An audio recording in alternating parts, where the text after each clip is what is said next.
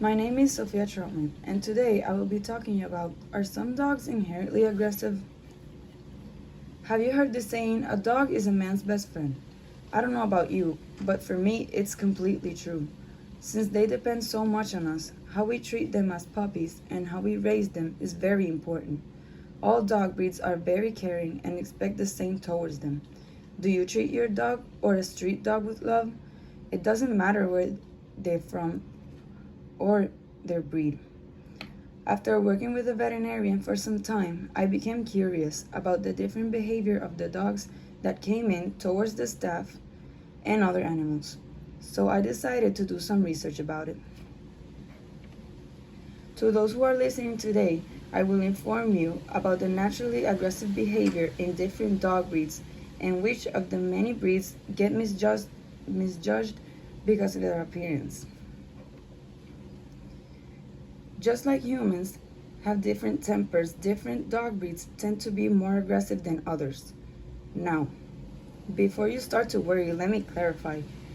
Animals, too, can turn to aggressiveness to resolve situations. For example, they feel irritated by another dog, they are hungry, or simply need attention, and this behavior can be taught that it isn't a solution. Just like people go to therapy, dogs can be taken to training or in your own home.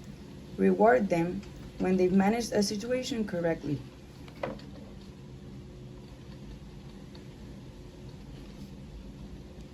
Is there really such thing as an aggressive breed of dog, or just a dog that hasn't been trained?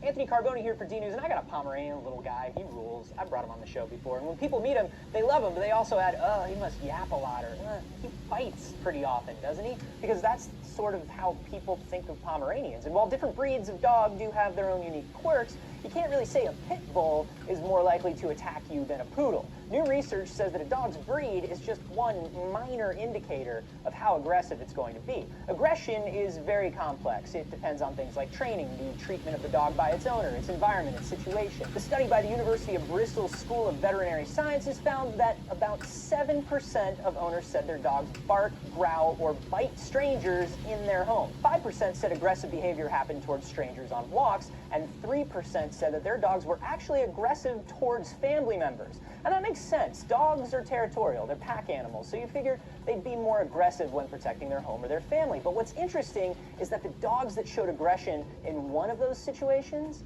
tended not to show aggression in any other. You'd think that a dog that would attack a member of its own family would also attack a stranger in public, but that wasn't true. So the aggression was more about putting the dog into a specific situation. Here's some other stuff they found. Dogs that went to puppy training classes were 1.5 times less likely to be aggressive to strangers. They were more socialized at an early age. Dogs with owners under 25 were twice as likely to be aggressive as dogs with owners over 40. So older, more mature owners make for more well-behaved animals. Dogs who were trained using punishments and yelling were twice as likely to be aggressive to strangers and 3 times as likely to be aggressive to their owners. So tough love, not a good move, dog-wise. Dogs that were adopted from shelters and rescues tended to be more aggressive than dogs from a breeder. Now, all this shows that anger and aggressiveness in dogs has roots like it has in people. It comes from fear and anxiety. A dog handled appropriately is going to be a well-behaved dog, regardless of breed. And finally, this one's really interesting. There's no difference in aggressive behavior between neutered and non-neutered male dogs. Now that's interesting because so many states in the US and parts of the world have breed-specific legislation, basically laws requiring that specific kind of dogs like pit bulls be banned entirely or sterilized so they won't attack. Those laws are mostly built around misconceptions about breeds and around owners that train large dogs to be aggressive or angry because they think it'll somehow make the dog stronger or more protective of them and their property. I have a lot of friends with pit bulls and rescue dogs, and they are the sweetest dogs in the world, and it all comes down to how you treat them when they're a puppy. And if you want to know more about that, Animalist News.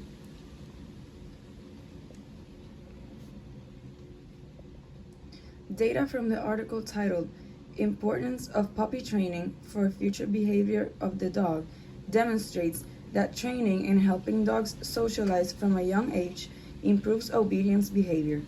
This was shown by dividing puppies taking training, puppies with no training, adults training, and adults with no training.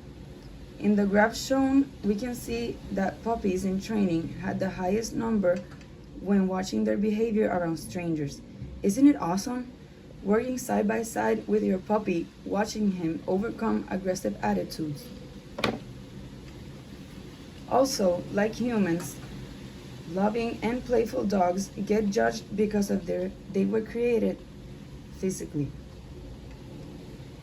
How would you feel if someone saw you and ran away with a scared face? Not good, right?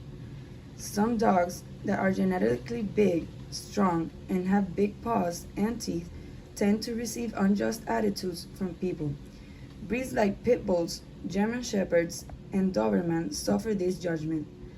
When they are extremely loving animals and are only aggressive if they feel threatened or their upbringing was violent.